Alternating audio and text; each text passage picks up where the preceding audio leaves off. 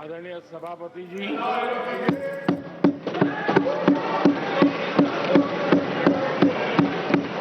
राष्ट्रपति जी के अभिभाषण पर आभार व्यक्त करने के लिए मैं उपस्थित हुआ हूं। Please take your seat. This is not correct. Please take your seat. No, no, no. Please take your seat. आप बैठिए प्लीज, आप बैठिए please. Prime minister is on his legs, please आप बैठिए, प्लीज आप बैठिए।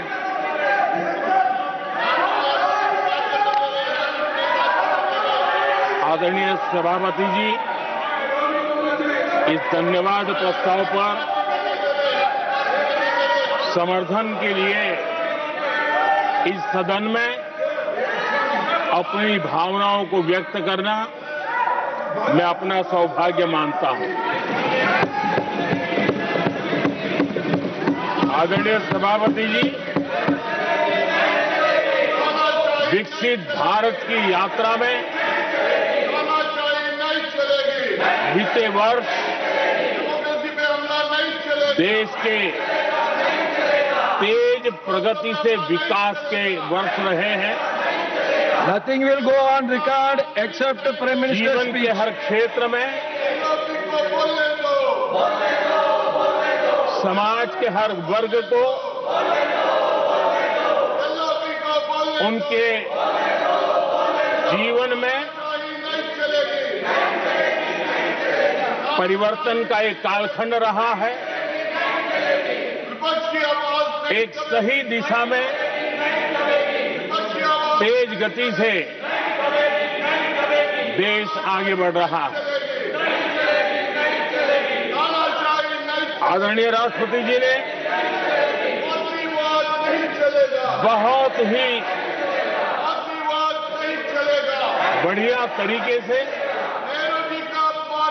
पूरी संवेदनशीलता के साथ उन्होंने This is not correct. इस विषय को Sit to your seat. हम please. सबके सामने प्रस्तुत किया है।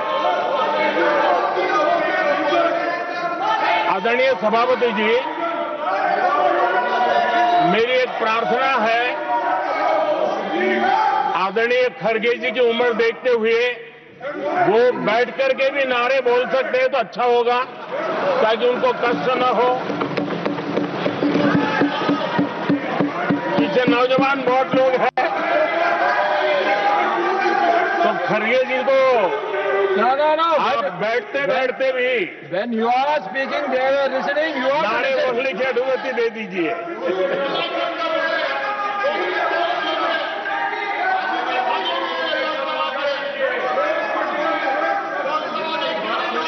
आदरणीय सभापति जी, राष्ट्रपति जी ने इस देश के मध्यम वर्ग, इस देश के निम्न मध्यम वर्ग, इस देश के गरीब, इस देश के गांव, इस देश के किसान, महिलाएं,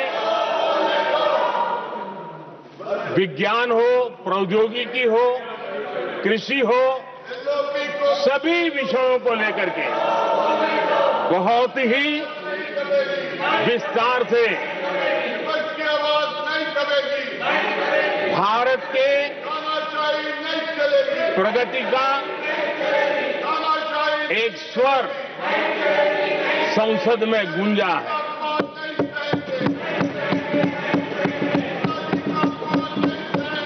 देश के नौजवान भारत के सामर्थ्य को कैसे आगे बढ़ा रहे हैं, इसकी भी विस्तार से चर्चा की है। हर वर्ग के सामर्थ्य को उन्होंने शब्दांकित किया है। और इतना ही नहीं, आदरणीय राष्ट्रपति जी ने भारत के उज्जवल भविष्य के प्रति एक विश्वास व्यक्त किया है। ये अपने आप में हम सबके लिए प्रेरक है। आदरणीय सभापति जी, 21वीं सदी का प्रथम क्वार्टर पूरा हो चुका है। लेकिन ये दूसरा क्वार्टर जैसे पिछली शताब्दी में भारत की आजादी के जंग में दूसरा क्वार्टर बहुत ही निर्णायक बना था। मैं साफ साफ देख रहा हूं कि विकसित भारत के निर्माण की दिशा में ये दूसरा क्वार्टर भी उतना ही सामर्थ्यवान होने वाला है, उतना ही तेज गति से आगे बढ़ने वाला है। और इसलिए आदरणीय सभापति जी, राष्ट्र का हर व्यक्ति ये महसूस कर रहा है कि एक अहम पड़ाव पर हम पहुंच चुके हैं। अब न हमें रुकना है, न हमें पीछे मुड़ करके देखना है। I will not go ahead to what you are doing. आगे ही आगे देखना Please है, wait here. I am not going to let गति से you चलना now. है। You please wait here. और लक्ष्य को प्राप्त करके ही हमें सांस लेनी है, उस दिशा में हम आगे बढ़ रहे हैं। Nothing to go on without except the Prime Minister's speech.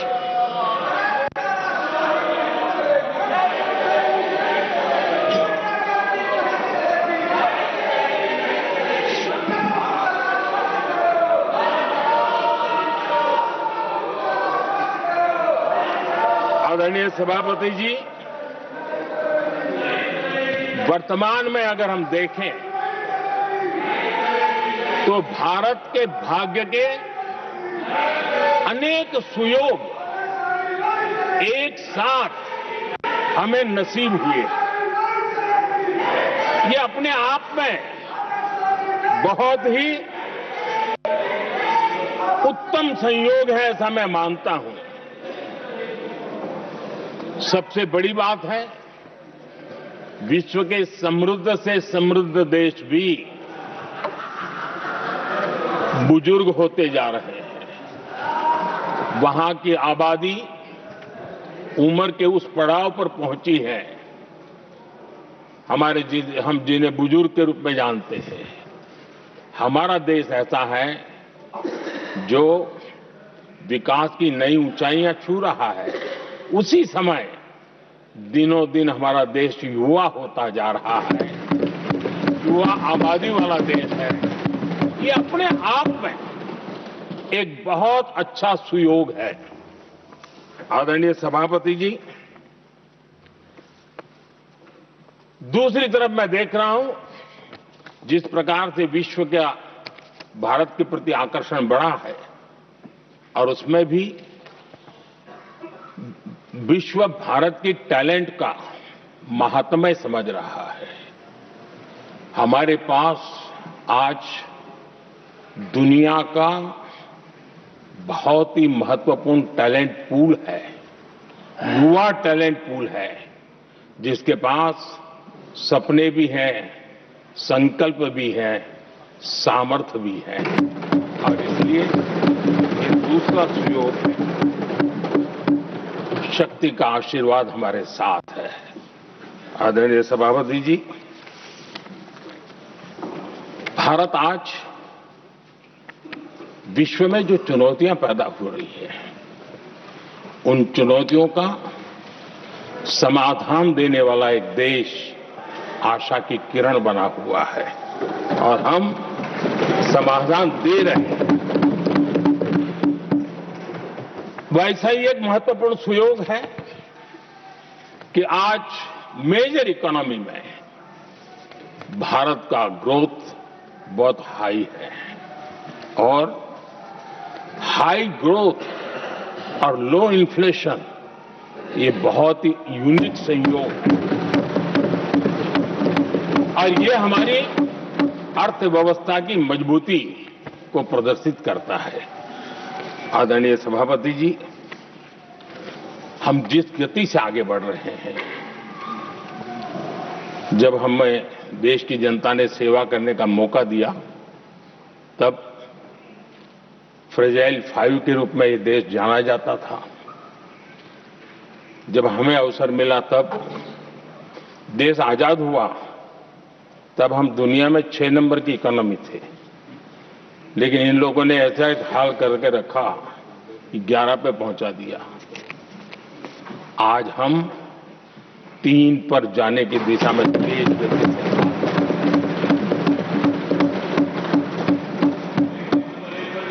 आदरणीय सभापति जी, आज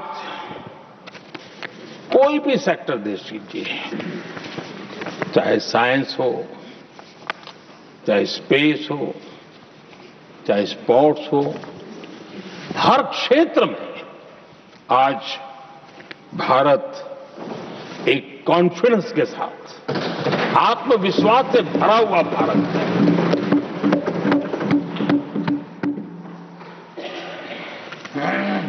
कोविड के बाद विश्व में जो स्थितियां पैदा हुई और ऐसी नई नई चीजें जुड़ती गई, आज दुनिया संभल नहीं पा रही है। ऐसे में साफ साफ नजर आ रहा है कि दुनिया एक नए ग्लोबल ऑर्डर की तरफ, नए वर्ल्ड ऑर्डर की तरफ आगे बढ़ रहा है। सेकेंड वर्ल्ड वॉर के बाद एक वर्ल्ड ऑर्डर बना था, अब एक नए वर्ल्ड ऑर्डर की तरफ विश्व बहुत तेजी से आगे बढ़ रहा है। और सबसे बड़ी खुशी की बात है, सारी घटनाओं का और राजनीतिक तरीके से निष्पक्ष भाव से विश्लेषण करेंगे तो झुकाव भारत की तरफ है।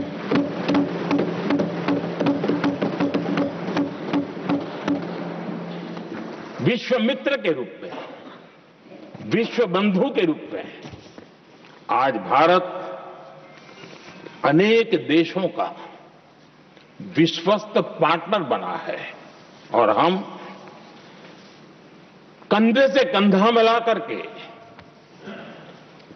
विश्व कल्याण की दिशा में भी अपनी उचित भूमिका निभा रहे हैं, अपने सामर्थ्य से सहाय भी कर रहे हैं। आदरणीय सभापति जी, आज पूरा विश्व ग्लोबल साउथ की चर्चा करता है, लेकिन उस चर्चा के सूत्रधार के रूप में आज भारत वैश्विक मंचों पर ग्लोबल साउथ की बुलंद आवाज बन गया है।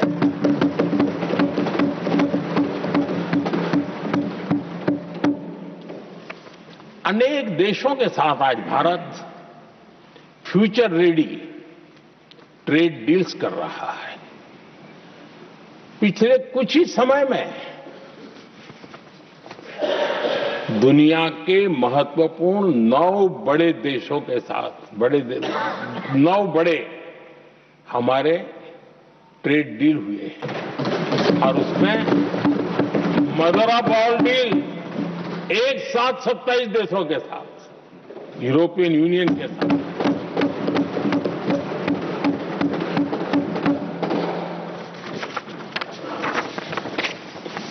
जो लोग थक गए,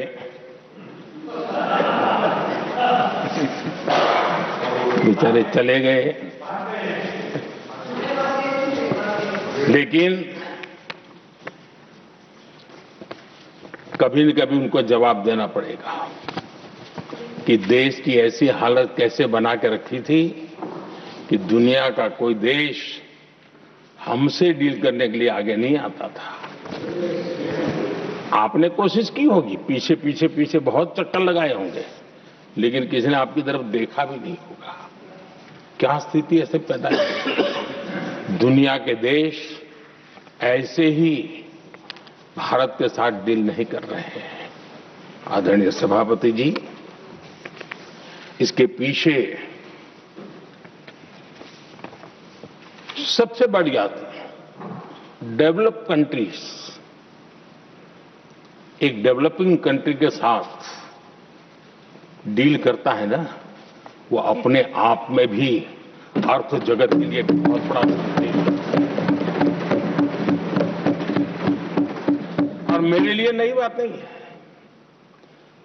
जब मुझे गुजरात में सेवा करने का अवसर मिला था तो मैं एक वाइब्रेंट गुजरात समिट करता था और मेरे लिए गर्व की बात थी कि एक स्टेट, हिंदुस्तान का एक स्टेट, मेरी इस वाइब्रेंट समिट के partner country, develop country Japan हुआ करता था। एक राज्य ने सामर्थ्य दिखाया था, आज मेरा देश ये सामर्थ्य दिखा रहा है। ये तब होता है जब आपके पास आर्थिक सामर्थ्य हो, आपके पास आपके नागरिकों के अंदर, देशवासियों में एक ऊर्जा हो और खास करके मैन्युफैक्चरिंग के लिए एक मजबूत इकोसिस्टम हो, तब जाकर के विश्व आपके साथ डील करने के लिए आगे आता है। वोट बैंक की राजनीति में डूबे हुए लोगों ने कभी भी देश के ऐसे अनेक पहलुओं पर मजबूती देनी चाहिए, ये कभी उनकी प्राथमिकता नहीं रही और उसी का परिणाम है। और जहां तक कांग्रेस पार्टी का सवाल है, मैं साफ साफ कहना चाहता हूं और मेरे शब्दों पे भरोसा नहीं है तो मैं देश को, लोगों को कहूं, कुछ मत करो, सिर्फ लाल किले से कांग्रेस के प्रधानमंत्रियों के जो भाषण है, सिर्फ उन भाषणों का एनालिसिस कर लो, आपको साफ साफ लगेगा कि न उनके पास कोई सोच थी, न उनके पास कोई विजन था और न ही कोई इच्छा शक्ति थी। और इसका परिणाम है कि देश को इतना भुगतना पड़ा। आदरणीय सभापति जी, मैं कोटि कोटि देशवासियों का आभारी हूं। उन्होंने सेवा करने का अवसर दिया। हमारी काफी शक्ति उनकी गलतियों को ठीक करने में जा रही है। दुनिया के मन में जो उनके समय की छवि है, उस छवि को धोने में मेरी ताकत लगती है। ऐसा बर्बाद करके रखा हुआ था और इस काम के लिए हमने फ्यूचर रेडी पॉलिसीज पर बल दिया है। और आज आपने देखा होगा, देश नीति के आधार पर चल रहा है, पॉलिसीज के आधार पर चल रहा है। एडोकिज्म को हमने त्याग कर दिया है और उसके कारण विश्व का विश्वास बनता है। हमने रिफॉर्म, परफॉर्म, ट्रांसफॉर्म के मंत्र को लेकर के आगे बढ़े और आज स्थिति ऐसी है कि देश रिफॉर्म एक्सप्रेस पर सवार हो चुका है।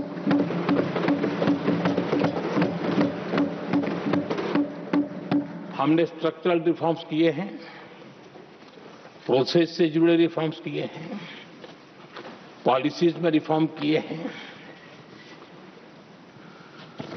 हमारा मैन्युफैक्चरिंग सेक्टर, हमारे उद्यमी ये सशक्त हो, भारत की हर चीज का वैल्यू एडिशन हो, उस दिशा में हमने प्रयास किया है। और मैं आज विश्वास के साथ कह सकता हूं, आज भारत विश्व के साथ स्पर्धा करने के लिए पूरी तरह तैयार है।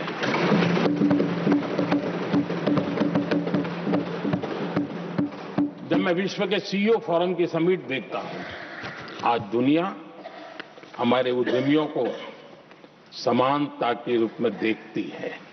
और जब पिछले दिनों सभी दलों के डेलीगेशन विश्व में गए थे, ये भाव उन्होंने भी अनुभव किया और आकर के मुझे सभी दल के माननीय सांसदों ने अपने अनुभव बता रहे थे, बड़ा गर्व से कह रहे थे कि हाँ, बराबरी से बात हो रही है।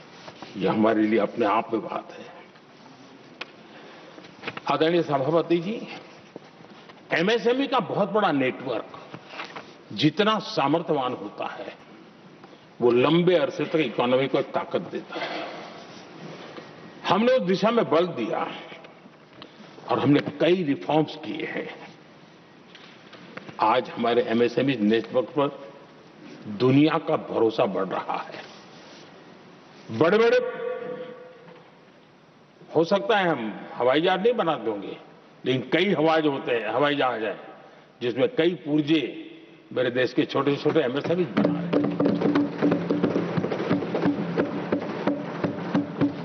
आदरणीय सभापति जी, देश में हुए इन प्रयासों का नतीजा सबके सामने है। बड़े बड़े देश भारत के साथ व्यापारिक संबंध बनाने के लिए बहुत ही आतुर है। यूरोपीय संघ का ट्रेड डील हो, अमेरिका के साथ अभी अभी हुआ जो ट्रेड डील हो, और कल हमारे पीयूष जी ने सदन में विस्तृत जानकारी भी दी है, और पूरा विश्व खुल करके इस ट्रेड डील का तारीफ कर रहा है। और उसमें जब यूरोपियन यूनियन के साथ ट्रेड डील हुआ तो विश्व को भरोसा हुआ कि अब वैश्विक स्तर पर स्थिरता की संभावना बढ़ेगी। अमेरिका के साथ ट्रेड डील होने के बाद विश्व को और भरोसा हो गया कि जो स्थिरता की एहसास हो रहा था अब गति का भी एहसास होने लगा है। अब विश्व के लिए शुभ संकेत है। आदरणीय सभापति जी, इसका सबसे बड़ा लाभ हमारे देश के नौजवानों को होगा। और जब मैं नौजवान कहता हूं तो उसमें मध्यम वर्ग का भी नौजवान होता है, शहर का नौजवान भी होता है, गांव का नौजवान भी होता है, बेटा भी होती है, बेटी भी होती है। और इसलिए उसे टुकड़ों में न देखा जाए। मेरे देश के युवा के सामर्थ्य का हमें गौरव करना चाहिए, और उनके लिए पूरा विश्व बाजार अब खुल चुका है। अब उनके लिए अवसर ही अवसर है। और मैं उनको कहता हूं, आइए दोस्तों, मैं आपके साथ कंधे से कंधा मिलाकर के खड़ा हूं। हिम्मत कीजिए, बढ़िए। देश आपके साथ खड़ा है और दुनिया आपका स्वागत करने के लिए इंतजार कर रही है। आदरणीय सभापति जी, जिस प्रकार से दुनिया में हमारे युवा प्रोफेशनल्स की मांग बढ़ रही है, इवन केयर गिवर्स की मांग बढ़ रही है। हर कोई मिलता है, हमें इस प्रकार के लोग चाहिए। कुछ लोग तो अपना स्पेशल ऑफिस यहां बना रहे हैं रिक्रूट करने के लिए, योग्य टैलेंट की खोज के लिए। इसका मतलब हुआ कि भारत के प्रोफेशनल्स के लिए भी विश्व में बहुत बड़े अवसर बन रहे हैं। आदरणीय सभापति जी, ये संसद का उच्च सदन ये एक प्रकार से राज्यों का प्रतिनिधित्व करता है। और जो चर्चा की बारीकियां मैंने देखी, मेरा मन कहता है कि थोड़ा स्तर इसका ऊपर होना चाहिए था, और वहां से तो ज्यादा होना चाहिए। वो तो कितने साल तक सरकारों में रहे हैं, वहां से जरा चर्चा का स्तर ऊंचा होना चाहिए था। लेकिन उन्होंने ये मौका भी गंवा दिया। देश उन पर कैसे भरोसा कर सकता है। आदरणीय सभापति जी, मैं कल एक माननीय सदस्य को सुन रहा था। यूं तो वो अपने आप को राजा कहलाने में बहुत गर्व करते हैं, लेकिन वे आर्थिक असमानता की चर्चा कर रहे थे। बताइए, जो खुद को राजा माने और वो आर्थिक असमानता की बात करे, तो आपको लगता है कि क्या यही देखने के बाकी रह गए थे क्या? आदरणीय सभापति जी, हमारे टीएमसी के साथियों ने काफी कुछ कहा। जरा खुद तो अपने गरेबा में देखें। निर्मम सरकार पतन के जितने भी पैरामीटर्स हैं, उन सब पैरामीटर्स में नए नए रिकॉर्ड बनाते जा रहे हैं, और यहां उपदेश दे रहे हैं क्या हाल करके रखा हुआ है। ऐसी निर्मम सरकार से वहां के लोगों का भविष्य अंधकार के अंदर डूब रहा है, लेकिन इनको कोई परवाह नहीं है। सत्ता सुख के सिवाय कोई आकांक्षा नहीं, और वे यहां उपदेश देते हैं। घुसपैठ।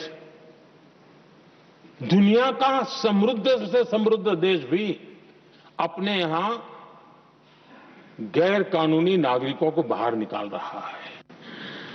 हमारे देश में घुसपैठियों को बचाने के लिए अदालतों को तब तक प्रेशर पैदा किया जा रहा है।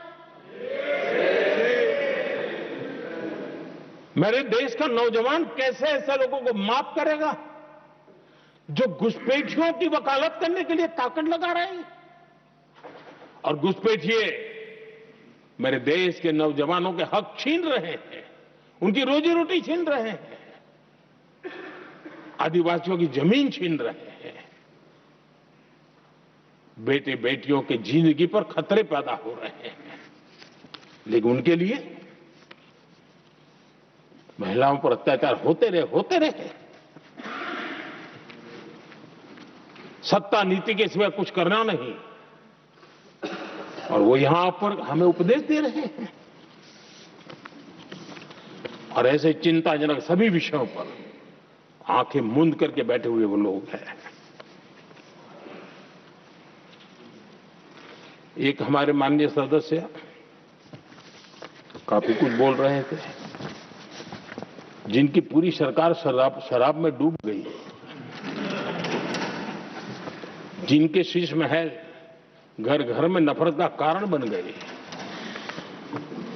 और शायद उनको ब्लैक शब्द ज्यादा पसंद है। हर एक अपना अपना एक भूतकाल होता है।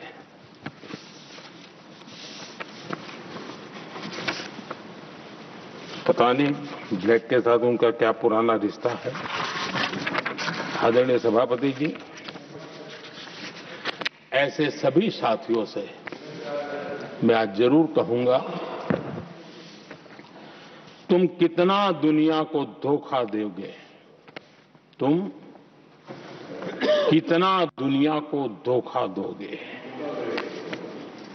आईना देख लिया तो अपनी सच्चाई कहां छिपाओगे।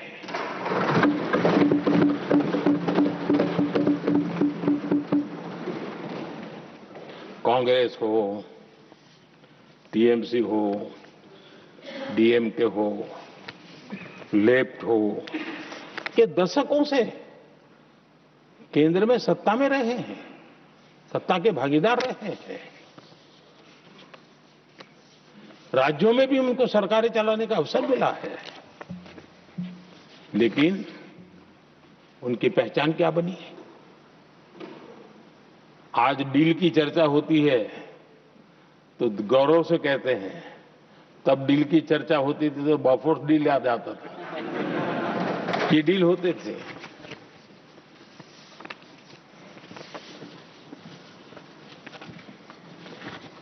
उन्होंने सिर्फ जेब भरने का काम किया। नागरिकों के जीवन में बदलाव आना उनकी प्राथमिकता नहीं थी। आदरणीय सभापति जी, मैं कुछ उदाहरणों के साथ भी बात बताना चाहता हूं, क्योंकि यहां चर्चा में ये सारे विषय आए हैं और इसलिए मुझे कहना बहुत जरूरी है। अब एक उदाहरण देता हूं मैं बैंकिंग सेक्टर का। बैंकिंग सेक्टर एक प्रकार से अर्थव्यवस्था की ग्रिड होता है। 2014 से पहले फोन बैंकिंग का कालखंड था। नेता के फोन जाते थे और उसके आधार पर करोड़ों रुपया दे दिए जाते थे, और गरीबों को तो बैंकों में दुत्कार मिलती थी, नफरत होती थी। देश की 50% से ज्यादा आबादी बैंक के दरवाजे तक नहीं देख पाई थी। कांग्रेस के नेताओं के फोन पर अरबों रुपये लोगों को दे दिए गए, और जो ले जाते थे वो अपनी पर्सनल प्रॉपर्टी मान करके पैसे हजम कर जाते थे। यही खेल चलता रहा। कांग्रेस और यूपीए के राज में और आज जो इंडी अलायंस बनकर के बैठे हैं उनके राज में बैंकिंग व्यवस्था तबाही के कगार पर खड़ी थी। मैं नया नया प्रधानमंत्री के पद का दायित्व मुझे मिला, मैं एक देश के मुखिया से मैं मिला, ऐसे ही बात कर रहा था। मैंने कहा बैंकिंग की दृष्टि से हम कुछ आगे बढ़ना चाहिए। उन्होंने कहा पहले एक बार साहब जरा अभी आप नए नए हो, आपके बैंकों की व्यवस्था का अध्ययन कर लीजिए। हम कैसे हिम्मत करें? एक देश के नेता ने कोई एक जानकारी थी, उसने मुझे बताया यहां इनको कोई परवाह ही नहीं। यानी एक प्रकार से उन्होंने जिस प्रकार से बैंकिंग व्यवस्था को एनपीए के पहाड़ खड़े हो गए थे। जहां भी देखो चर्चा चलती थी एनपीए का क्या होगा, एनपीए का क्या होगा, कैसे बचेंगे। आदरणीय सभापति जी, चुनौती बड़ी थी, लेकिन हमने समझदारी से काम लिया। बैंकिंग व्यवस्था के सब कर्ता धर्ताओं को विश्वास में लिया। रिफॉर्म की आवश्यकता थी, हिम्मत के साथ रिफॉर्म किए, पारदर्शी व्यवस्था बनाई, ढेर सारे बैंकिंग रिफॉर्म्स हुए और जो सरकारी बैंक दुर्बल हो चुकी थी, ठीक नहीं चल पाती थी, उसको हमने बड़ी बैंक के साथ मर्जर कर दिया। और मुझे याद है किसी एक महाशय बड़े अपने आप को विद्वान मानने वाले ने लिखा था, अगर मोदी सरकार बैंकों में ये कर ले तो हिंदुस्तान का बहुत बड़ा रिफॉर्म हो जाएगा। वो काम मैंने आते ही कर दिए थे। आदरणीय सभापति जी, और इन सारी चीजों का नतीजा हुआ बैंकों में जो बीमारी घर कर गई थी, उस बीमारी से बैंकों को मुक्ति मिली। बैंकों का स्वास्थ्य सुधरा, लगातार सुधरा, अभी भी तेजी से आगे दौड़ रहे हैं। और बैंकिंग का जब स्वास्थ्य सुधरा तो लेन देन का कारोबार भी उनका बढ़ा, लोगों को पैसे मिलने लगे, सामान्य व्यक्ति को पैसे मिले।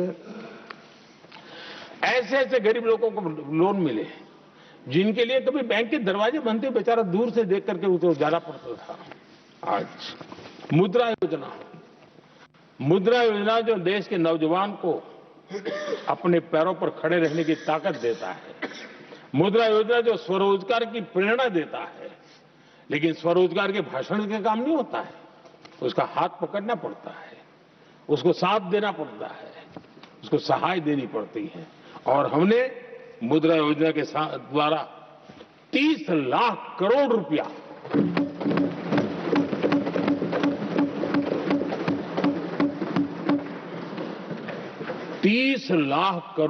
से ज्यादा लोन मुद्रा योजना के माध्यम से और बिना गारंटी देश के नौजवानों के हाथ में दिया और उन्होंने अपने कारोबार को आगे बढ़ाया। और गर्व की बात है, उसमें बहुत बड़ी मात्रा में माताएं बहनें भी हकदार बनी, लाभार्थी बनी। सेल्फ हेल्प ग्रुप, इन दिनों ग्रामीण महिलाएं बड़े सपने देखती हैं, खुद अपने पैरों पर खड़ा होना चाहती थी। विमेन सेल्फ हेल्प ग्रुप का हमने विस्तार तो किया ही किया, लेकिन 10 करोड़ बहनों को हमने सीधी आर्थिक मदद की व्यवस्था की। हमारे एमएसएमई सेक्टर को हमने भरपूर लोन दी। और मैं आज बड़े संतोष के साथ, बड़ी जिम्मेवारी के साथ इस पवित्र सदन में कहना चाहता हूं, हमने एनपीए जिसके पहाड़ हुआ करते थे 2014 के पहले, आज उसको हमने नीचे निम्न स्तर पर लाकर के खड़ा कर दिया। आज एनपीए 1% से भी नीचे है। ये अपने आप में बैंकों के स्वास्थ्य के लिए बहुत उत्तम काम हमने किया है। इतना ही नहीं, हमारे बैंकों का प्रॉफिट आज रिकॉर्ड पर है, हाई रिकॉर्ड है इसके। ये अपने आप में देश की अर्थव्यवस्था को ताकत देने के लिए बैंकिंग व्यवस्था मजबूत होती है तो बाकी अर्थव्यवस्था को भी मजबूती मिलती है उस काम को कहेगा। आदरणीय सभापति जी, मैं एक और उदाहरण देना चाहता हूं। हमारे पीएसयूज, आमतौर पर पीएसयूज के संबंध में मान्यता बन चुकी थी, वो बनते ही है बीमार होने के लिए, वो बनते ही हैं बर्बाद होने के लिए, वो बनते ही हैं बंद होने के लिए। हमने इस पूरी मानसिकता को हकीकतों के आधार पर बदलने में सफलता प्राप्त की है। और ये लोग पीएसयूज को लेकर के कितनी गलत बातें फैलाते थे। अर्बन नक्सल की तरह ऐसे पीएसयूज के दरवाजे के बाहर मजदूरों की मीटिंग करके भड़काने का पाप करते थे, गुमराह करने का काम करते थे। इन्होंने LIC, state bank of India और भी एचएएल, ऐसे हर एक को बड़ा भला बुरा और इतना भद्दे तरीके से, जब उनकी सरकार थी तब तो ये इन चीजों को संभाल नहीं पाते थे, उसको कुछ कर भी नहीं पाते थे। आदरणीय सभापति जी, हमने इसमें भी हिम्मत दिखाई। हमने पीएसयूज के संबंध में भी रिफॉर्म्स किए, रिफॉर्म्स की एक लगातार परंपरा चलाई। आज एलआईसी बेस्ट तरीके से उसने पूरे कार्यकाल में अपना एलआईसी का जन्म हुआ तब तक उत्तम से उत्तम परफॉर्मेंस का कालखंड उसका गुजर रहा है। जिन पीएसयूज को कांग्रेस के नेता ताले लगवाने की कगार पर पहुंच चुका था और उसी पर अपनी राजनीतिक रोटी सेकने का प्रयास भी किया गया था, आज हमारे पीएसयूज रिकॉर्ड प्रॉफिट पर हैं।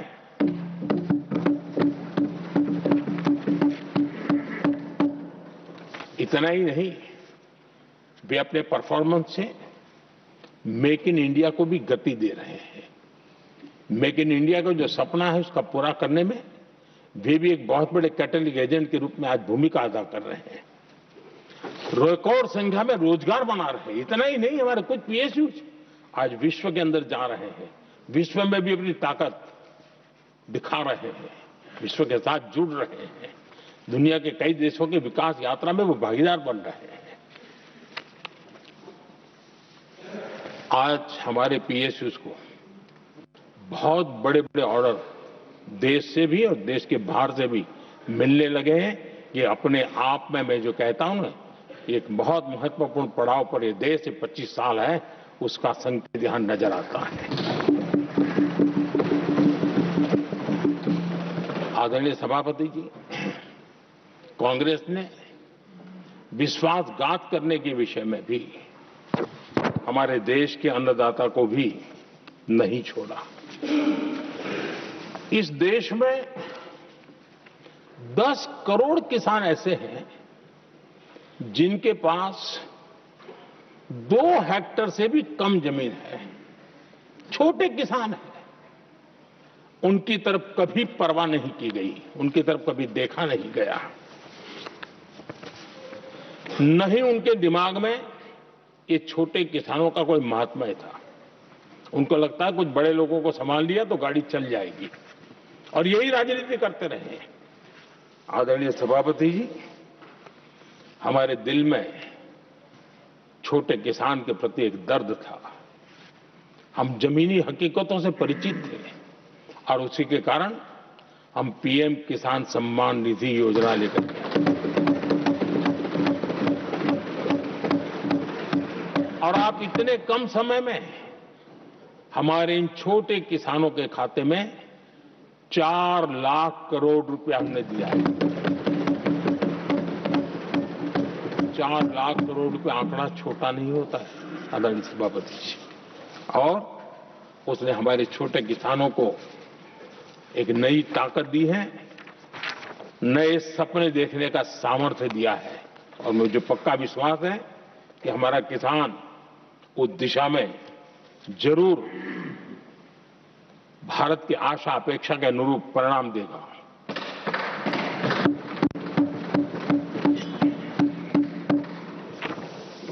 आदरणीय सभापति जी,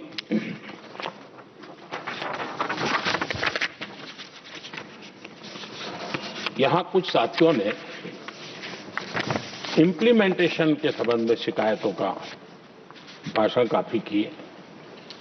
शायद वो तय करके आए थे कि ऐसा ऐसा बोलना है, तो इसमें तो उनका ऐलान दिखता था, बाकी में तो नहीं दिखता है। आदरणीय सभापति, जब ये इम्प्लीमेंटेशन को लेकर के इतनी बड़ी बड़ी बातें करते हैं, मैं एक जरा किस्सा सुनाता हूं। मैं किसी का भला बुरा कहने के लिए नहीं कर रहा हूं, मैं सिर्फ हकीकतें रख रहा हूं। परेशानी जिनको होगी उनको होगी, लेकिन तथ्य तो तथ्य ही होते हैं। हमारे देश के एक नेता हिमाचल प्रदेश के दौरे पर गए थे और वहां से आने के बाद उन्होंने खुद ने ये घटना कहीं सुनाई, रिकॉर्ड पर उपलब्ध है। उसमें उन्होंने कहा,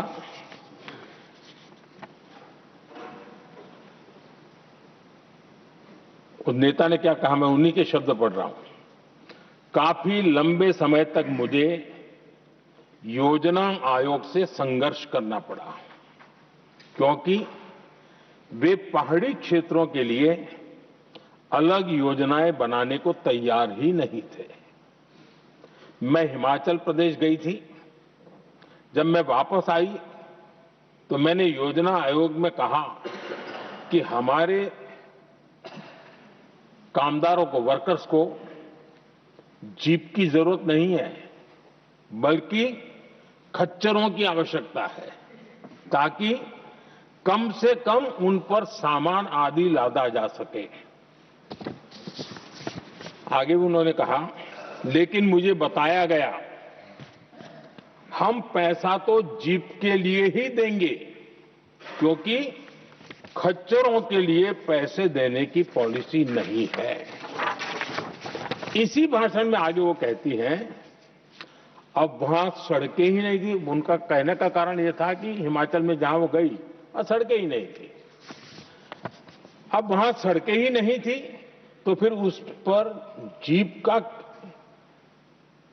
क्या लाभ हो सकता है? जीप लेकर के कौन जाएगा जहां रोड नहीं है? लेकिन उस समय योजना आयोग का जोर था या तो जीप या तो कुछ भी नहीं। आदरणीय सभापति जी, ये भाषण किसी और का नहीं, ये कांग्रेस के वरिष्ठ नेता और तत्कालीन प्रधानमंत्री इंदिरा गांधी का भाषण है।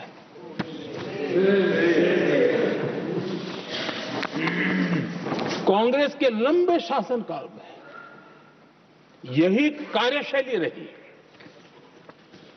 और जिसको इंदिरा जी खुद जानती भी थी कि ये पाप चल रहा है,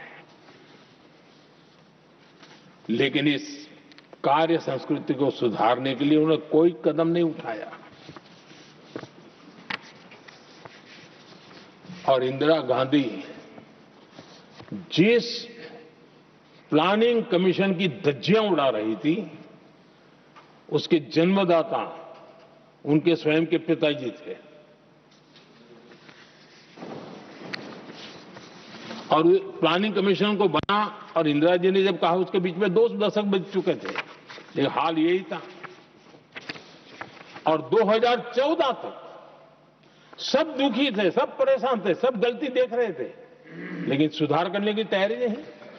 2014 के बाद जब आपने हमें मौका और कांग्रेस ने जिस प्रकार से प्लानिंग कमीशन अटकाना, लटकाना, भटकाना वाली कार्यशैली बना दी थी, 2014 में जब हमें मौका मिला तो हमने आकर के काम किया, प्लानिंग कमीशन को खत्म कर दिया और नीति आयोग को। आज नीति आयोग बहुत तेज गति से काम कर रहा है। अब देखिए एस्पिरेशनल डिस्ट्रिक्ट, वो भी एक बड़ा प्रेरक उदाहरण है। और मैं तो देख रहा हूं कि डेवलपिंग कंट्रीज के लिए, विकास के लिए एक मॉडल के रूप में वैश्विक संस्थाएं इसको अनुमोदन दे रही है। ये एस्पिरेशनल डिस्ट्रिक्ट की ये सफलता बनी है। देश के कई जिले ऐसे थे जिसको पिछड़े मान करके छोड़ दिया गया था और वहां करोड़ों लोगों की जो मौलिक जरूरतें थी उसको भी नकार दिया गया था। उनको तो ऐसे ही जीने के लिए मजबूर कर दिया गया था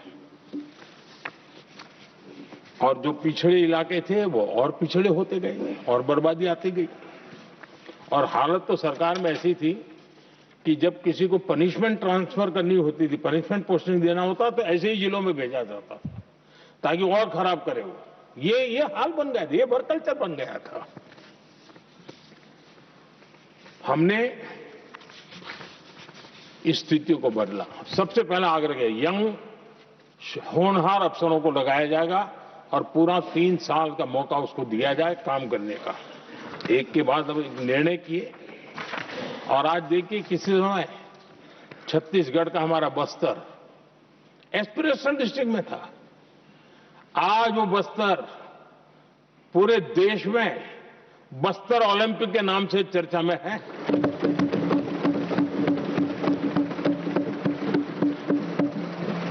आज विकास की धारा बस्तर के गांव-गांव पहुंच रही है। अभी कुछ गांवों में पहली बार बस देखी, पूरे गांव ने उत्सव मनाया बस्तर में।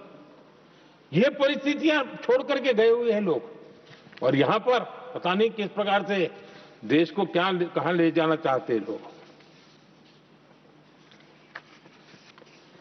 आदरणीय सभापति जी,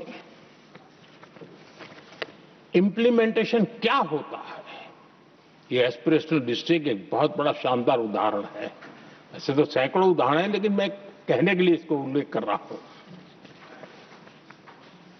कांग्रेस के हमारे साथियों को ये जो बदलाव आ रहा है उसमें इंप्लीमेंटेशन नजर नहीं आ रहा है और उनका तो एक ही वो प्लानिंग कमीशन वाला मॉडल है, जीप और खच्चर वाला मॉडल, यही वो लोग जानते हैं, उससे आगे कुछ नहीं जानते। और ये इंप्लीमेंटेशन कैसे करते हैं, मेरा जन्म नहीं हुआ था उसके पहले सरदार वल्लभ भाई पटेल ने नर्मदा नदी पर बांध बांधने की कल्पना की। विषय तो पक्का हो गया, सरदार साहब नहीं रहे, खैर नेहरू जी ने शिलान्यास किया। अब इंप्लीमेंटेशन देखिए इनको।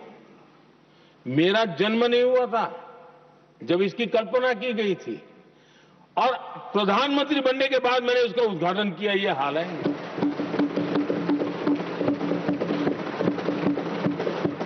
और उनका इंप्लीमेंटेशन देखिए, मुझे मुख्यमंत्री रहते हुए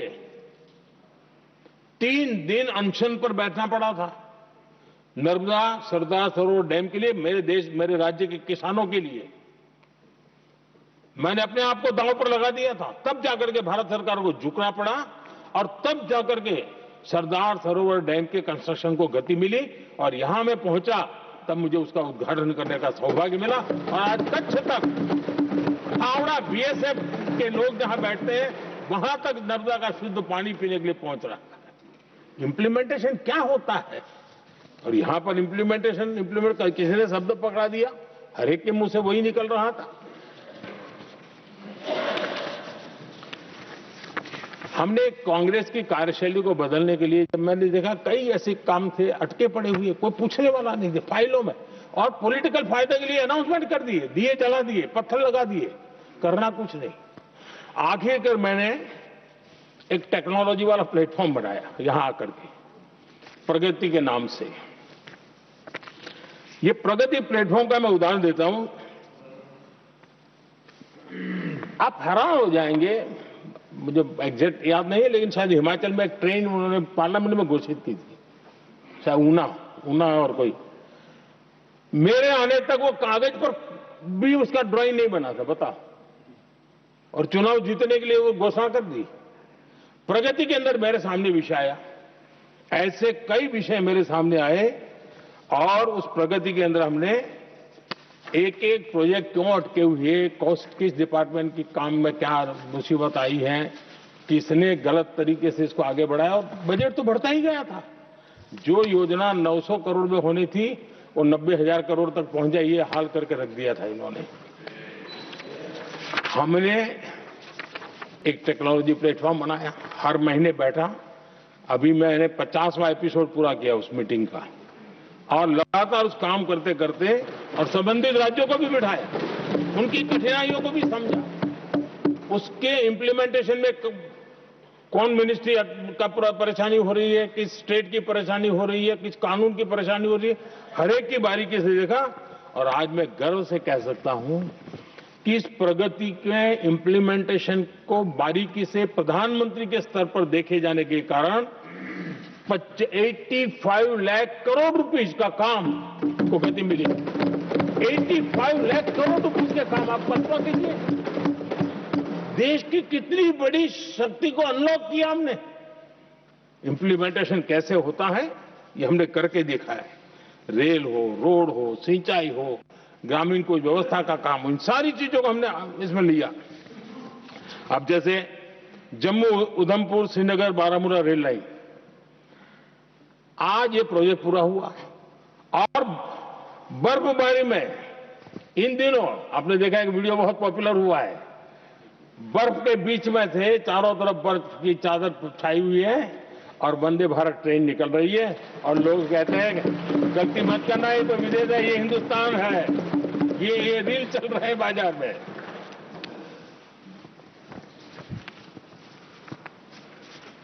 लेकिन 3 दशक तक यही प्रोजेक्ट लटका हुआ था। 3 दशक, 30 साल, आप कल्पना कर सकते, 2 पीढ़ी आगे बढ़ जाए, ये यही के अटके पड़े थे। हमारी सरकार ने इसको पूरा किया।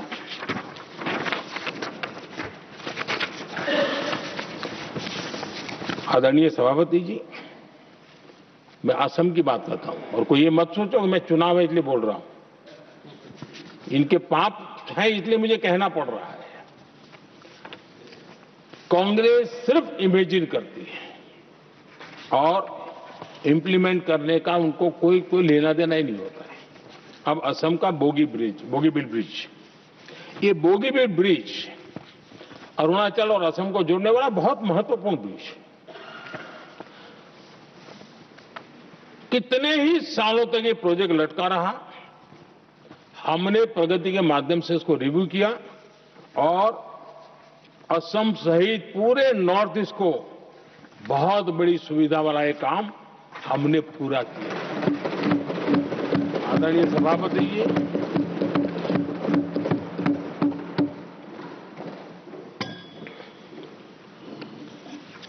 इंप्लीमेंटेशन की बातें जब करते हैं तो एक बार हमारे पास तो तथ्यों के साथ चीजें हैं कि हमने चीजों को समय पर पूरा करने की दिशा में आगे बढ़े। और इन दिनों तो जो काम कर रहे हैं समय से पहले हो रहा है। हमने पूरी दुनिया को कहा था कि हम 2030 यहां पहुंचेंगे सोलार में, हमने वो काम 2025 में कर दिया। हमने इथेनॉल का समय तय किया था, हम उसमें भी 2-3 साल पहले ही काम पूरा कर लिया। तो एडवांस में हम काम पूरा करने का, इंप्लीमेंटेशन की ताकत हमारे से उससे भी ज्यादा है। आदरणीय सभापति जी, भाजपा हो, एनडीए हो, हमारा अप्रोच, चीजों की तरफ देखने का हमारा दृष्टिकोण, समस्या के समाधान के लिए हमारी सोच और कांग्रेस के बीच में आसमान जमीन का अंतर है, बहुत फर्क है। मैं आपको उदाहरण देता हूं। हमारी सोच यह है कि 140 करोड़ देशवासी ये इतने सामर्थ्यवान हैं कि वह चुनौतियों को समाधान दे सकते हैं। ये हमारी सोच है। हमारा भरोसा है देशवासियों पर, उनके सामर्थ्य पर हमारा भरोसा है, और यही लोकतंत्र की भी सच्ची ताकत होती है। लेकिन कांग्रेस देशवासियों को ही समस्या मानती है। अब मैं इनका इतना बोल करके छोड़ दूंगा तो आज पता नहीं रात को उनको नींद नहीं आएगी और गालियां कल कैसी दे उसका प्लानिंग चलेगा। लेकिन मैं उदाहरण के साथ बताना चाहता हूं किस प्रकार से लोग सोचते थे देशवासियों के लिए।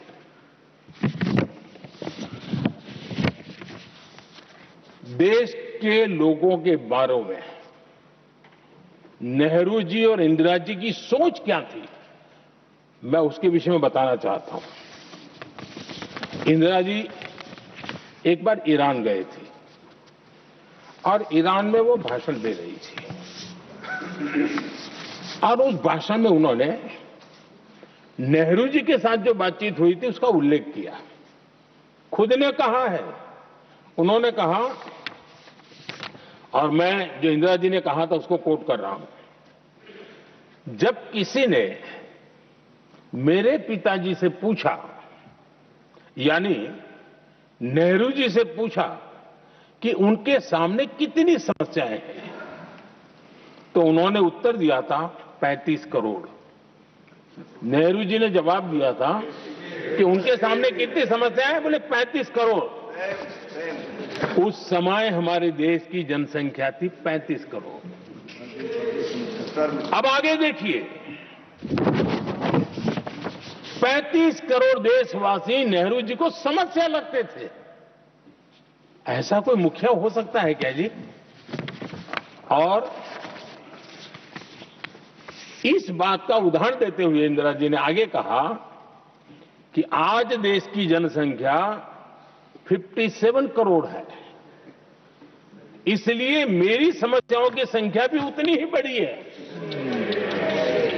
यानी पिताजी को 35 करोड़ समस्या वाले देशवासी लगते थे, अब 57 करोड़ उनको समस्या। कोई ऐसा हो सकता है जो अपने ही देशवासियों को समस्या माने? ये फर्क है उनकी सोच और हमारी सोच में, ये फर्क है उनके अप्रोच और हमारे अप्रोच में।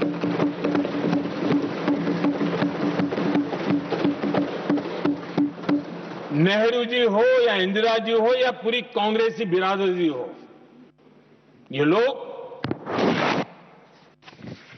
भारत के लोगों को समस्या मानते हैं। आदरणीय सभापति जी, मेरे कई कोटेशन मिलेंगे। मैंने दुनिया के सामने कहा है, देश के सामने कहा है, और कहा है इसलिए नहीं, ये मेरा कन्विक्शन है। अरे चुनौतियां कितनी ही क्यों न हो, 140 करोड़ समाधान हमारे पास है।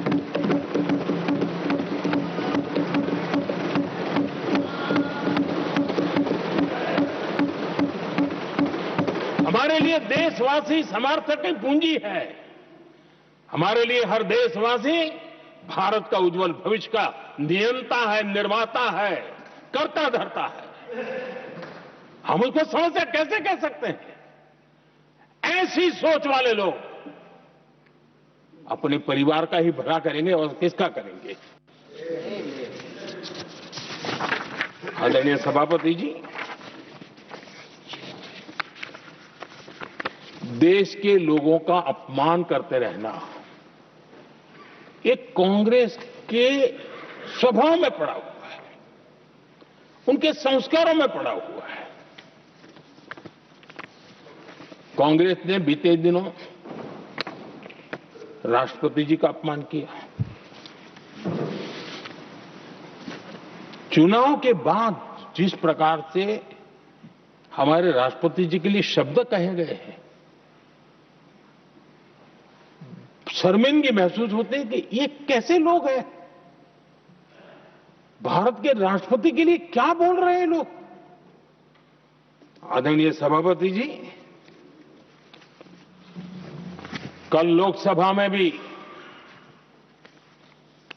राष्ट्रपति जी के अभिभाषण पर चर्चा नहीं हो पाई। ये राष्ट्रपति पद, उसका घोर अपमान किया है। उनको संविधान शब्द मुंह में बोलने की अधिकार नहीं रहता है। जो लोग गरीबी से निकली हुई एक महिला, आदिवासी परिवार से आई हुई एक महिला,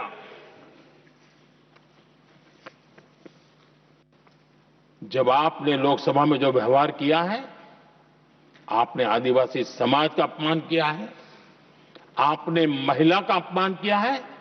भारत के सर्वोच्च पद पर विराजमान, संविधान ने जिनको सर्वोच्च पद दिया है, आपने उनका अपमान किया है, आपने संविधान का अपमान किया है।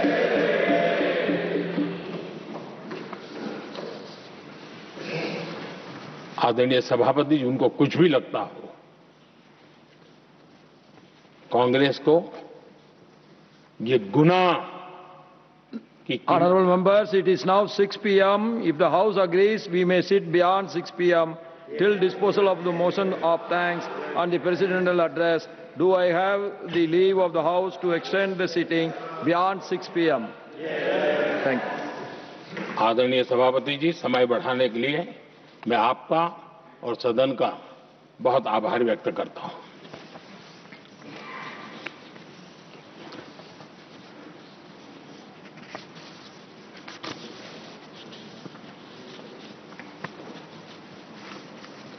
आदरणीय सभापति जी, बड़ी दर्दनाक लोकसभा की घटना है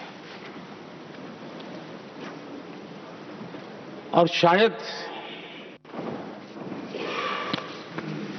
हताशा निराशा तो हम समझ सकते हैं, लेकिन इसके लिए देश के पवित्र लोकतंत्र के मंदिर को ही इस रूप में कर देना, और उस समय चेयर पर असम के ही हमारे एक माननीय सांसद बैठे थे और उस समय कागज फेंके गए, टेबल पर चढ़ दिया गया। क्या ये नॉर्थ ईस्ट का अपमान नहीं है? क्या असम के नागरिकों का अपमान नहीं है?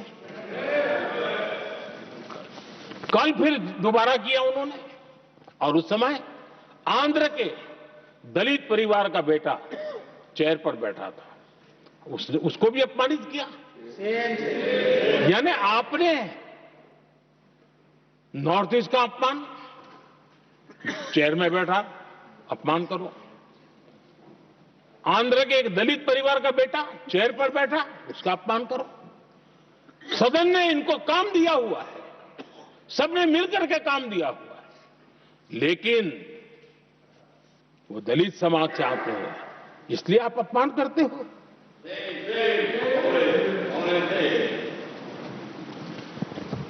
और ऐसा लगता है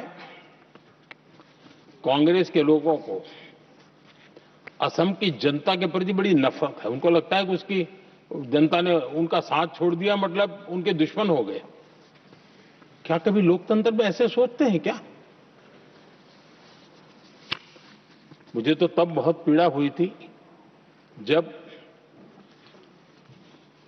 भारत रत्न भूपेन हजारिका जी, जो कि इस देश के बहुत ही सम्मानीय व्यक्तित्व है जी, आज भी घर घर में उनको स्मरण करते हैं लोग। उनके प्रति जो भक्ति का भाव है, आप कल्पना नहीं कर सकते, लेकिन उनको इसकी भी कोई परवाह नहीं है। और जिस प्रकार से, और हमारा सौभाग्य था कि हमने भूपेन हजारिका जी के देश के लिए जो उनका योगदान था, नॉर्थ ईस्ट जैसे इलाके से पूरे देश को अपने वाणी से, अपने विचारों से, अपनी अभिव्यक्ति से बांध के रखा था। हमने भारत रत्न देने का निर्णय किया,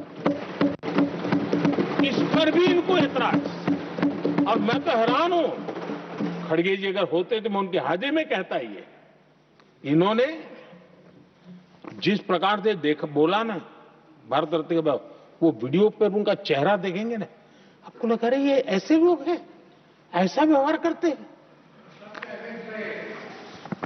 और ये कहा, अरे ये तो सिंगर थे। मैं समझता हूं कि ये किसी का भी अपमान करने में कभी भी पीछे नहीं रहते हैं। उन्होंने भूपेन हजारिका जी को भारत रत्न दिया, उसका भी विरोध किया।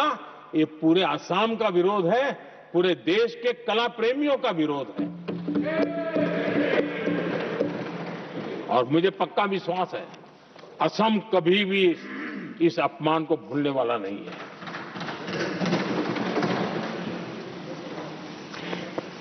आदरणीय सभापति जी, कल जो घटना घटी, इसी सदन के एक माननीय सांसद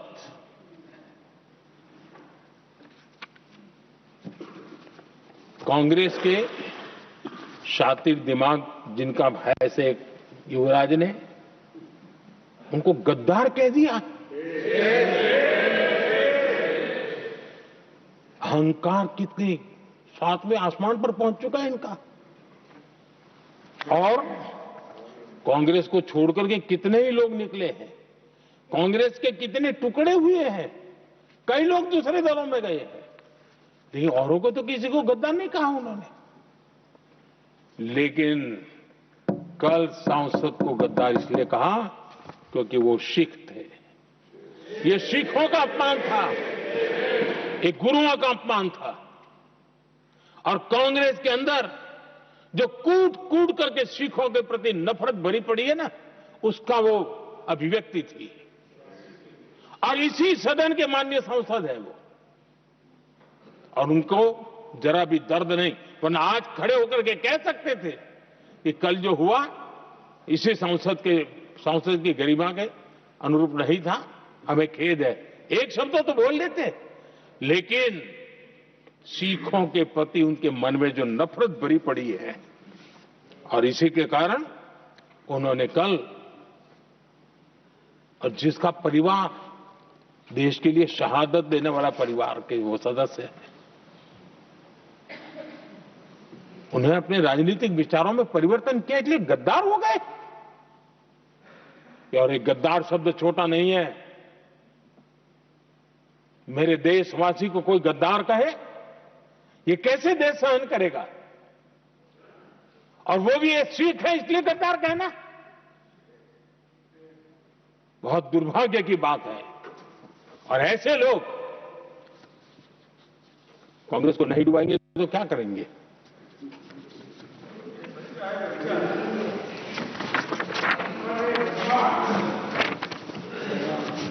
आदरणीय सभापति जी, एक तरफ ये दृश्य है और दूसरी तरफ हमारे सदानंद जी मास्टर का दृश्य है।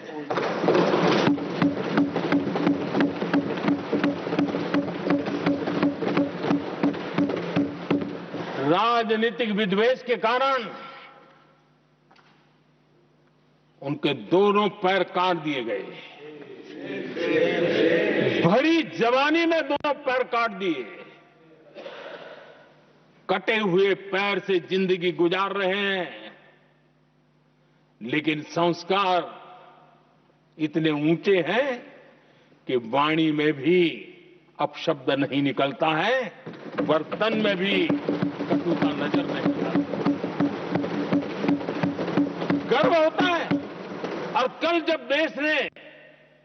जब उनका पहला भाषण हो रहा था सदन में, और उन्होंने जब अपने बेंच पर आपसे इजाजत लेकर के अपने कटे हुए पैर के लिए वो जो लीम का उपयोग करते हैं, आर्टिफिशियल लीम का, उन्होंने जब रखा, वो दृश्य देश के लिए पीड़ादायक था कि इस देश में ऐसा ही बंधारण की बातें करने वाले इंडिया अलायंस के लोग, और ये इंडिया अलायंस पूरा जिम्मेवार है इसके लिए,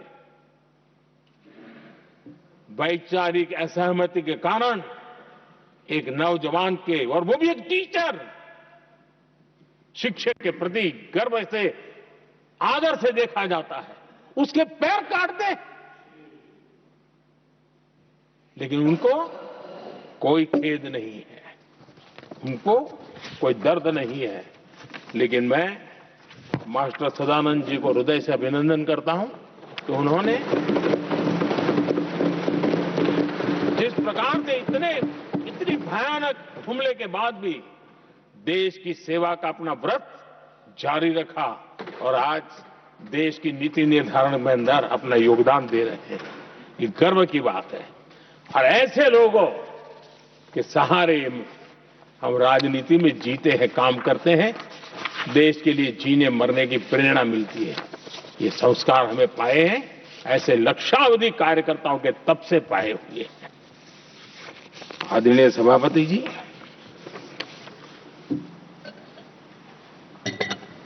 इन दिनों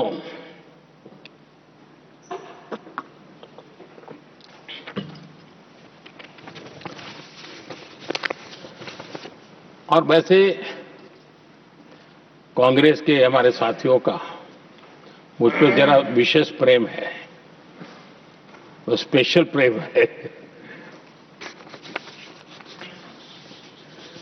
और जब मैं जिम्मेवारी जो मिली है उसके तहत, और जिम्मेवारी न मिलती तो भी देश के लिए जीना तुमने सीखा है। हम विकसित भारत की जमीन मजबूत कर रहे हैं, उसको एक ताकत दे रहे हैं।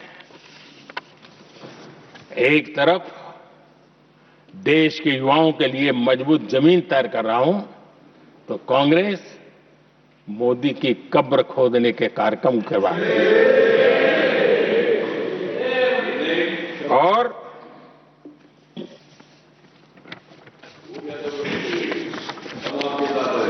मोहब्बत की दुकान खोलने वाले मोदी तेरी कब्र खुदेगी के नारे लगा रहे हैं जी। ये कौन सी मोहब्बत की दुकान है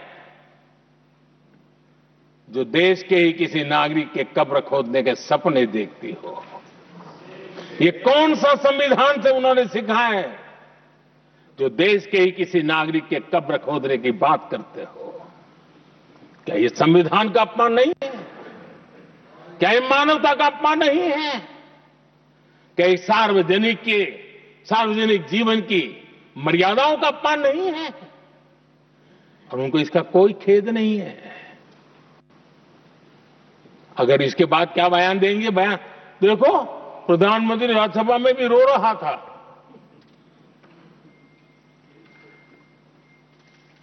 किस प्रकार के संस्कार और वृत्तियों से पले बड़े लोग हैं ये।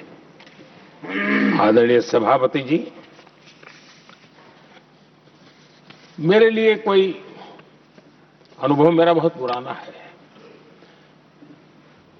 2002 से जब वे विपक्ष में थे तब से, और 2004 से जब वो सत्ता में आए तब से, और 2014 से मैं जब यहां आया तब से, पिछले 25 साल से संसद का एक भी सत्र ऐसा नहीं गया, मोदी संसद का सदस्य नहीं था, एक भी सत्र ऐसा नहीं गया जिसमें इस सदन के अंदर मोदी को गाली देने का काम न किया हो इन लोगों ने। 25 साल। और मुझे किसी ने पूछा था, मोदी जी आपके स्वास्थ्य का क्या राज है? मैंने कहा मैं डेली 2 किलो गाली खाता हूं।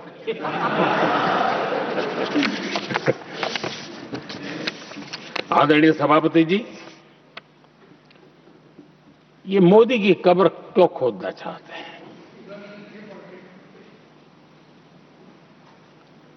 ये सिर्फ नारा नहीं है, ये इनके भीतर पड़ी हुई नफरत का प्रतिबिंब है, इसकी अभिव्यक्ति है। और वे इसलिए हैं, हमने 370 की दीवार गिरा दी, इसलिए वो मोदी की कब्र खोदना चाहते हैं। हमने नॉर्थ ईस्ट में बम, बंदूक और आतंक का जो छाया बना रहता था, नॉर्थ ईस्ट में शांति और विकास का राह अपनाई, इसलिए वो मोदी की कब्र खोदने पर सोच रहे हैं। पाकिस्तानी आतंकियों को घर में घुस करके जवाब देते हैं, इसलिए मोदी की कब्र खोदने की बात करते हैं। ऑपरेशन सिंदूर करते हैं, इसकी उनको परेशानी होती है और इसलिए वो मोदी की कब्र खोदते हैं।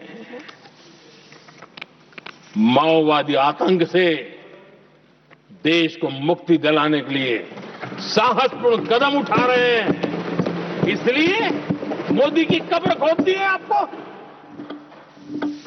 हमें नेहरू जी ने देश के साथ बहुत बड़ा अन्याय किया था, सिंधु जल समझौता करके। उस सिंधु जल समझौते को हमने एबेंस में डाल दिया। क्या इसलिए आप मोदी की कब्र खोदने के नारे लगा रहे हो? आदरणीय सभापति जी, कांग्रेस की परेशानी कुछ और है। ये पचा नहीं पा रहे कि मोदी यहां तक पहुंचा कैसे। और उनकी परेशानी बढ़ती जा रही है कि भाई पहुंचा तो पहुंचा, लेकिन अब तक टिका क्यों है। और इसलिए वे एक ही रास्ता उनके लिए बचा हुआ लग रहा है कि मोदी तेरी कब्र खुदेगी।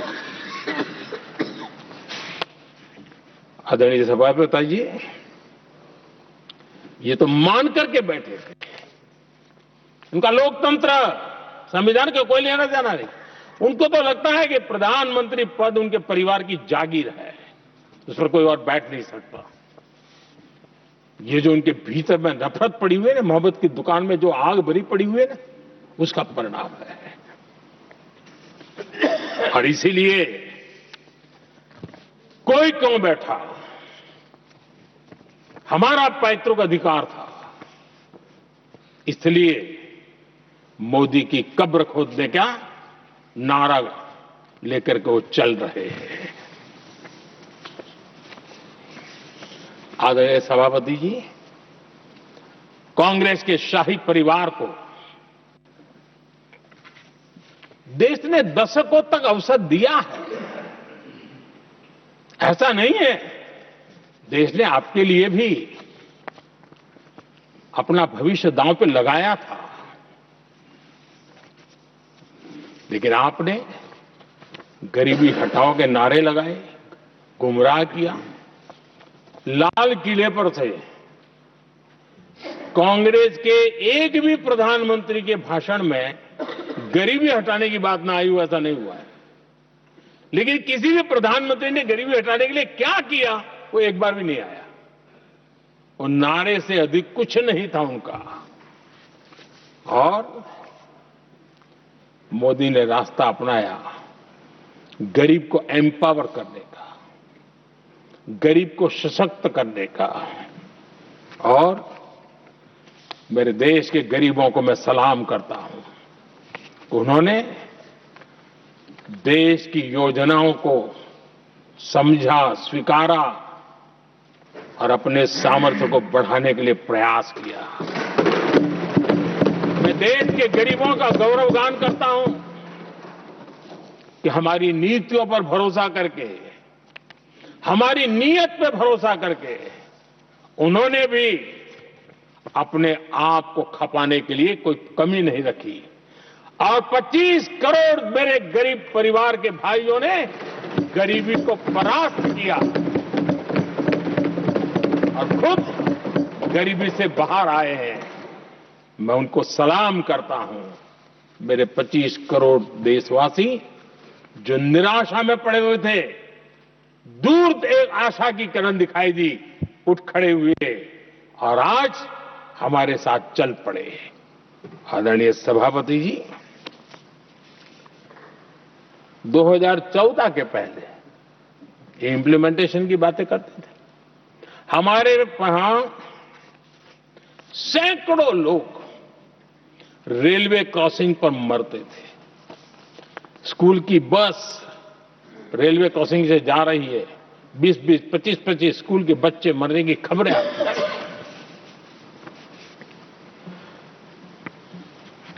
अनमैन्ड रेलवे क्रॉसिंग, वो इतना बड़ा काम नहीं था कि नहीं कर सकते थे। ये काम भी मुझे करना हुआ और हमने सारे अनमैन्ड क्रॉसिंग बंद कर दिए, लाखों लोगों की जिंदगी बचा ली। इसलिए ये मोदी की कब्र खोदना चाहते हैं। आदरणीय सभापति जी, 2014 से पहले इस देश में 18,000 गांव ऐसे थे जिनको बिजली का मतलब पता नहीं था। बिजली का कोई तार होता है, कोई बल्ब होता है, कोई लट्टू जलता हुआ उसमें उजाला निकलता, पता नहीं था उनको। 18,000 गांव 2014 के बाद जब आपने हमें दायित्व देशवासियों ने दिया, उन 18,000 गांव जिन्होंने कभी बिजली का मुंह तक नहीं देखा था, बिजली का शब्द भी कान पे नहीं सुना था, उन गांवों में उजाला पहुंचाया। इसलिए इनको मोदी की कब्र खोदने के सिवाय अब कोई रास्ता नहीं दिख रहा है।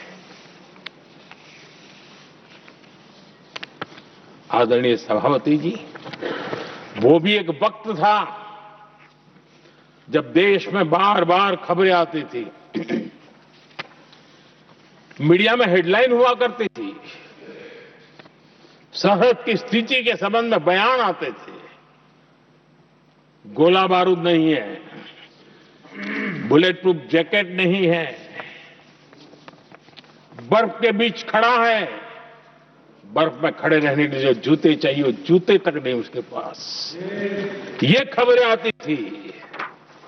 हमने देश के जवानों के लिए खजाने खोल दिए, देश के जवानों को जो चाहिए वो देने की चल पड़े। और इसलिए वो चाहते कि अब तो कोई रास्ता बचा नहीं है, बस कब्र खुदेगी मोदी की, यही एक रास्ता उनके लिए बचा है। आदरणीय सभापति जी, एक बार उत्तर प्रदेश के वर्तमान मुख्यमंत्री जी ने सदन में भाषण करते करते वो रो पड़े थे। दिमागी बुखार के कारण बच्चे, अनगिनत बच्चे मर रहे थे। इनको कभी सूझा नहीं कि इस दिमागी बुखार से मुक्ति दिलाई जा सकती है। आदरणीय सभापति जी, आंख की बीमारी ट्रकोमा, लोग परेशान होते थे, आंखें चली जाती थी और विज्ञान प्रगति कर चुका था, हो सकता था, वो नहीं कर सकते थे। हमने दिमागी बुखार से भी मुक्ति दिलाई और हमने ट्रकोमा से भी देश के लोगों की आंखें बचाई। यही सफलताएं हैं, यही संवेदनशीलता है, समाज के लिए जीने मरने का यही संकल्प है। पल पल, तिल तिल समाज के लिए बिताना, घिसना, झलना, वो उनको परेशान कर रहा है।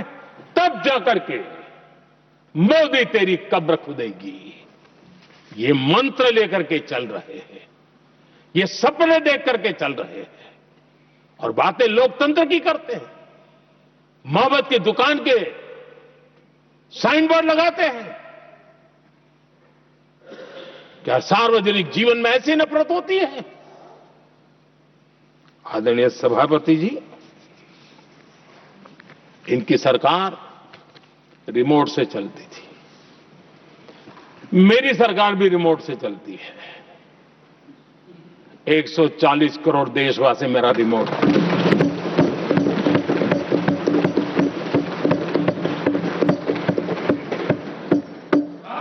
140 करोड़ देशवासियों के सपने, 140 करोड़ देशवासियों की आकांक्षाएं, देश के नौजवानों के संकल्प,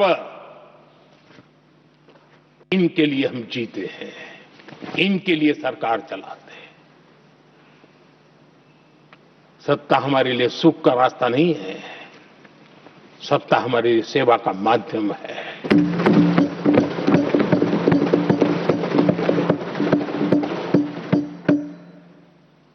मुद्रा योजना, लाखों करोड़ों की मदद मिली, स्वरोजगार को बल दिया।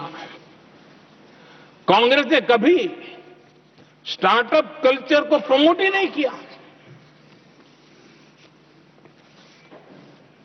कुछ सैकड़ों में स्टार्टअप बेचारे अपने, उनको पता भी नहीं था। और इनका तो हाल ये है आदरणीय सभापति जी, अपने घर के स्टार्टअप को भी वो लिफ्ट नहीं कर पा रहे।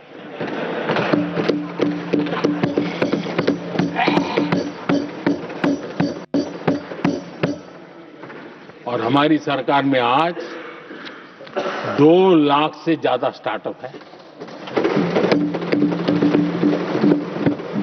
और जब सफलता एक के बाद एक जन सामान्य के दिलों को जीतती है ना, तब जाकर के उनके पास एक ही रास्ता बचा है, मोदी तेरी कब्र खुदेगी।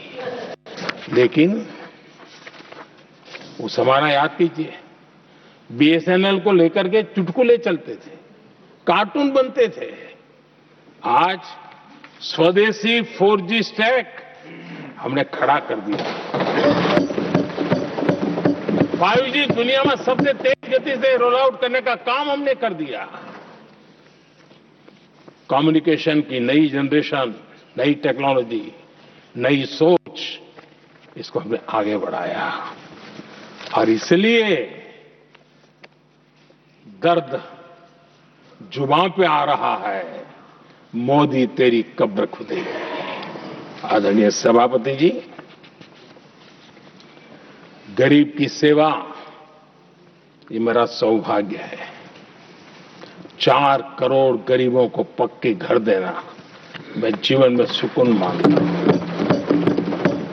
बिजली, पानी, गैस का सिलेंडर, टॉयलेट की सुविधा, मुझे लगता है कि हां, परमात्मा ने मुझे सही दिशा में काम करने की प्रेरणा दी है। पहली बार गांव की महिला गर्व से कह रही है, हां मैं लखपति दीदी बनी हूं, तो दूसरी कह रही है इस साल तक मैं लखपति दीदी बन जाऊंगी। जो बन गई है उनको जब पूछता हूं, नहीं बोले साहब अब तो करोड़पति के लिए सोच रहे हैं। ये जो मिजाज बदला है, जो आत्मविश्वास बढ़ा है, और ऐसे देश के कोटि कोटि जनों के आशीर्वाद जिस इंसान पर हो, कोटि कोटि माताओं बहनों का जिस पर रक्षा कवच हो, नारे कितने ही लगा लो, कब्र तुम नहीं खोद पाओगे। ये देश की शक्ति,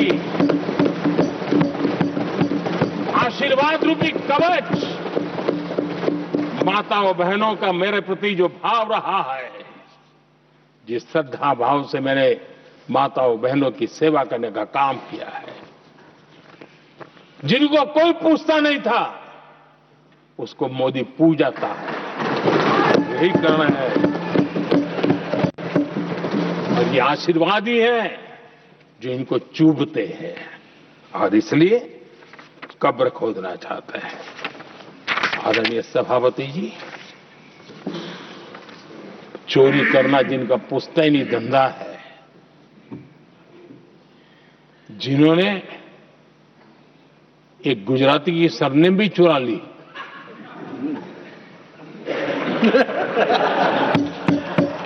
महात्मा गांधी की सरनेम चुरा ली,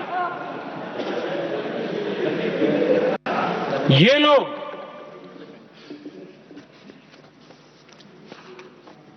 और देश की जनता इतनी समझदार कि ऐसी पटक देती है, लोगों को।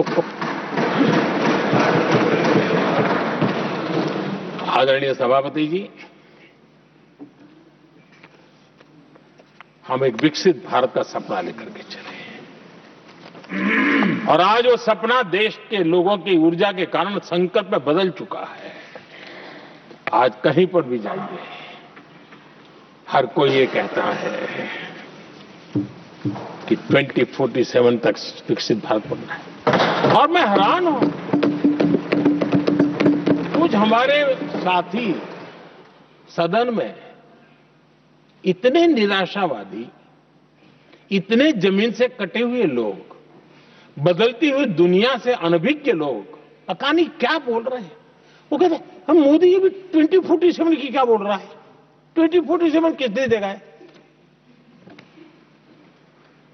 हमारे देश के लिए, आजादी के लिए जो लड़ते थे, जो फांसी के तख्त पर चढ़ जाते थे, जो लाठियां खाते थे, गोलियां खाते थे, जो काला पानी की सजा के लिए अंडमान निकोबार के सेल्युलर जेल में जिंदगी बिता देते थे, लक्षावधि नौजवान अपने पढ़ाई का भविष्य का सोचे बिना, कोई परवाह किए बिना सिर्फ देश के लिए सोचने के लिए निकल पड़े थे। क्या उन्होंने कभी ये सोचा होता कि यार हमारे कालखंड में तो आजादी मिलेगी नहीं, कि मैं क्यों करूं? तो क्या देश कभी आजाद होता? ये इतने निराशावादी लोग हैं कि जब मैं डिजिटल इंडिया की बात करता था, मैं फिनटेक की चर्चा करता था, मैं यूपीआई की बात करता था, तो ये कहते थे अरे इस देश में गरीब आदमी मोबाइल फोन पर कैसे पैसों का कारोबार करेगा? 3 साल के भीतर भीतर देश ने दिखा दिया ये हो सकता है। और मैं हैरान था जिस दिन ऐसा भाषण संसद में हुआ, देश का मीडिया भी, मैं भी, ऐसे लोग, उनकी जो इकोसिस्टम है वो नाच रही थी कि देखिए मोदी को तगड़ा जवाब दिया। मोदी ने जवाब नहीं दिया। आपके हाथ में मोबाइल फोन जब यूपीआई से चलता है, काम करता है ना, तो जवाब अपने आप मिल जाता है।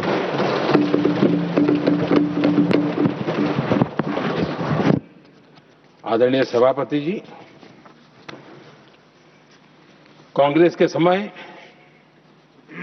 एक व्यंग चला करता था और आमतौर पर कहा जाए और सीरियस नेचर की चर्चा में भी आता था, हंसी मजाक में भी आता था। इंडिया मिस द बस, ये कॉमन वर्ड हो चुका भाई, मौका गंवा दिया, बाजी हाथ से चली गई। इंडिया मिस द बस, ये हमेशा होता था। आदरणीय सभापति जी, आज भारत कोई बस मिस नहीं कर रहा है, आज भारत काफिले का नेतृत्व कर रहा है।